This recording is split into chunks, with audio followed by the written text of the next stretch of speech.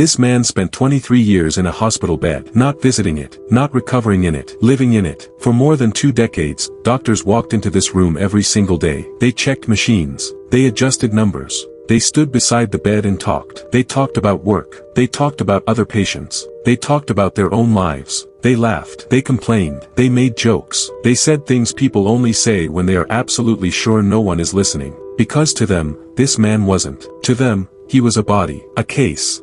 A situation that had already been decided. What they didn't know was that his mind never left. He heard the footsteps before the door opened. He heard the tone of voices change. He heard which conversations were serious, and which ones were careless. He heard opinions that were never meant to be shared. Predictions that were never meant to be heard. Comments that only exist when someone believes the room is empty. And he never reacted. Not because he couldn't, but because no one noticed that he could. At some point, something strange happened. He realized that as long as everyone believed he was unconscious, no one expected anything from him. No answers. No explanations. No decisions. And that's when the thought appeared. Quiet. Uncomfortable. Almost accidental. Pretending to be in a coma was working. This story is based on real events. And the most disturbing part is not how long he stayed silent. It's how easy it was for the world to accept it. At first, he wasn't sure what was happening. There was no clear beginning. No moment where he could say, this is when it started. He just noticed himself thinking. Counting seconds. Replaying memories. Wondering how long he had been there. His mind felt awake in a way that was impossible to ignore. So he tried to move. Not all at once. Just a finger. Nothing. He tried again, slower, as if the body simply hadn't understood the request. Still nothing. He focused on his hand, imagining the movement in detail. The muscles tightening. The skin shifting. The body didn't respond. He tried something else. He attempted to swallow. To clear his throat. To change the rhythm of his breathing. Everything stayed exactly the same. That's when the confusion turned into something colder. Because this wasn't sleep. And it wasn't unconsciousness. He could hear everything. Machines followed precise patterns. Soft beeps repeating at regular intervals. A low mechanical hum that never fully stopped. He noticed details he had never paid attention to before. The difference between footsteps passing by and footsteps stopping at his door. He could tell who was in a hurry, who was tired, who lingered for no reason. The door opened. Light shifted. Voices entered the room. Someone said his name. Not loudly. Not urgently. Just as part of a routine. He tried to answer. Nothing happened. No reaction from the room. No pause in the conversation. They checked the monitors. They wrote something down. They talked about something else. That's when panic arrived. Not screaming panic. Not cinematic panic. A silent one.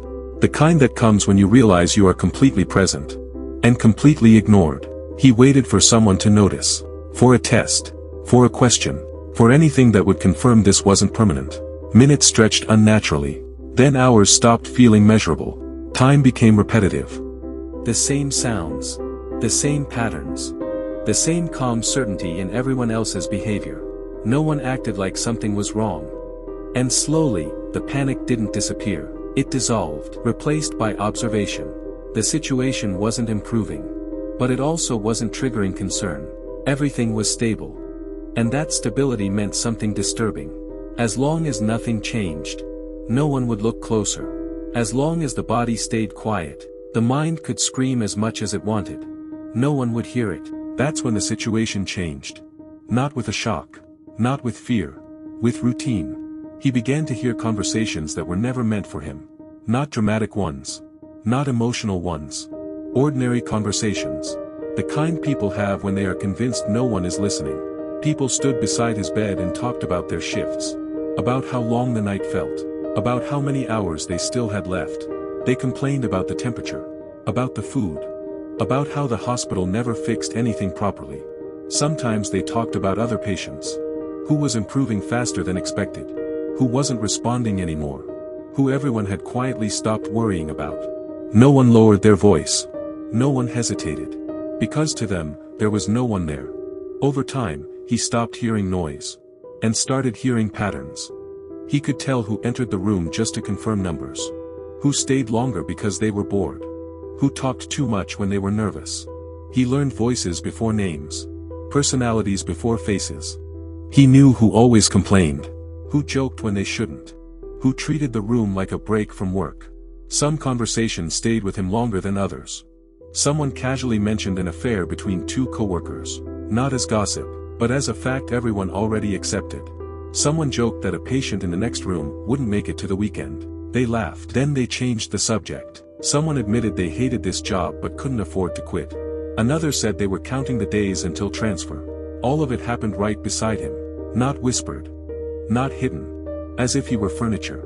As if his presence had already been erased. And that's when he noticed something unsettling. People were more honest around him than anywhere else. They didn't perform. They didn't explain themselves.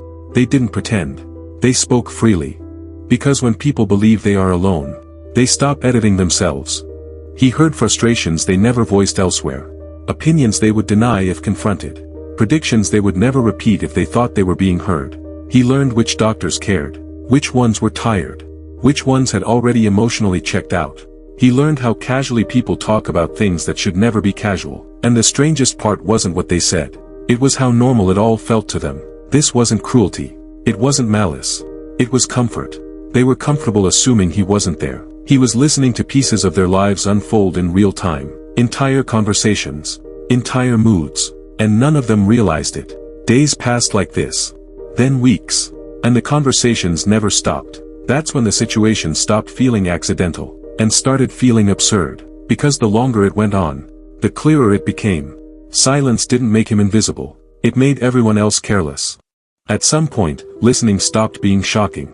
Voices stopped pulling his attention immediately. Footsteps stopped meaning anything specific. The room became predictable. And predictability slowly turned into comfort. He began spending more time inside his own thoughts. Not escaping. Just drifting.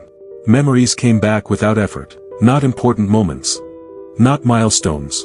Small, forgettable situations. Times when someone expected an answer and he delayed it. Times when choosing felt heavier than staying still.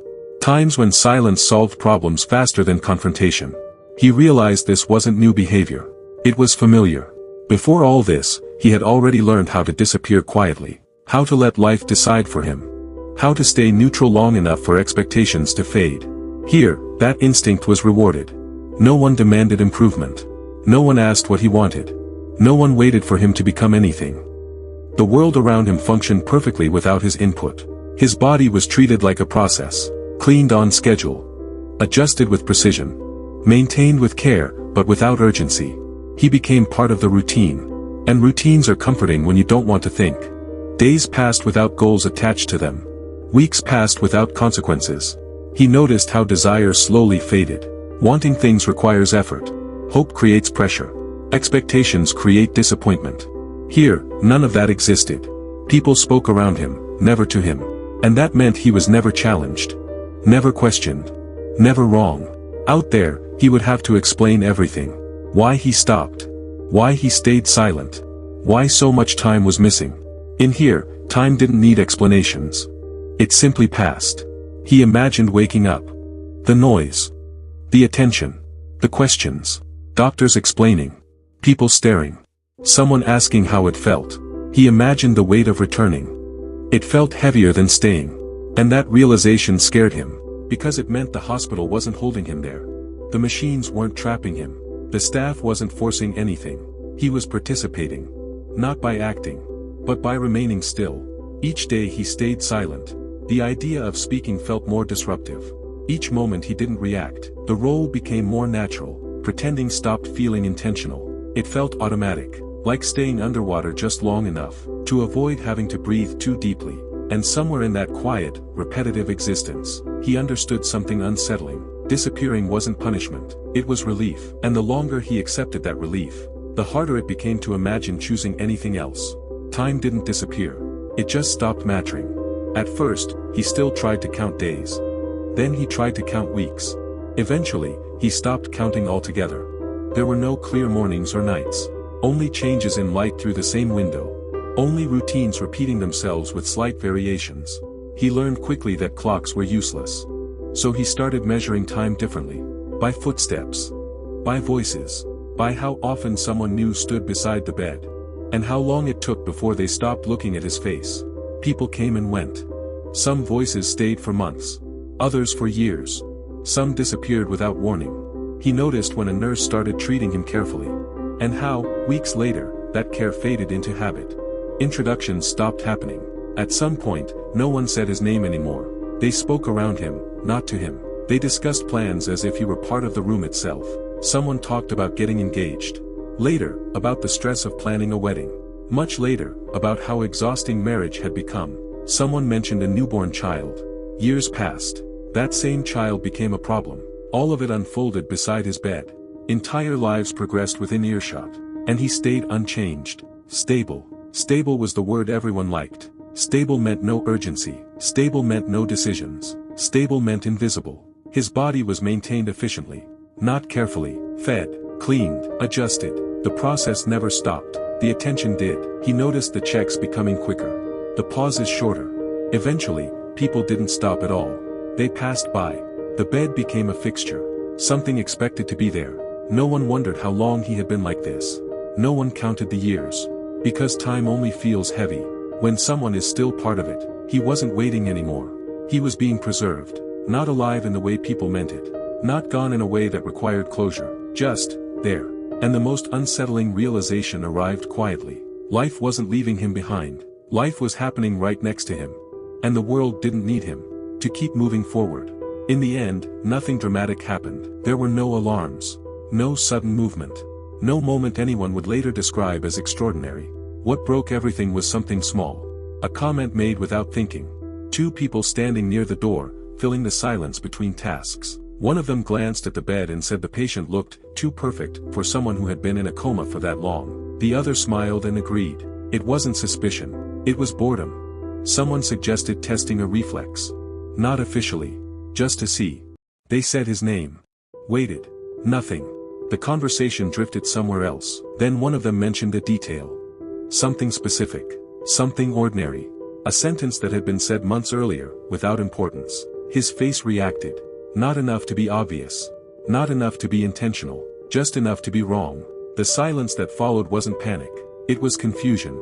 Because the question was no longer whether he was conscious. It was how long he had been. When the realization settled, no one spoke immediately. Explanations followed. Clinical language. Careful words trying to turn years into a technical issue. Eventually, someone asked what everyone was thinking. Why didn't you react sooner? He didn't answer right away. When he did, his voice was calm. He said he didn't pretend in the beginning. He simply didn't correct anyone. At some point, he noticed that nothing was required from him. No decisions. No explanations. No expectations. Silence removed responsibility. And responsibility had always been heavier than stillness. Someone tried to name it. Avoidance. Trauma. A coping mechanism. He didn't argue. Because none of those words changed the truth. The most unsettling part wasn't that he stayed silent for so long. It was realizing that, if he had stayed silent a little longer, no one would have been in a hurry to wake him up.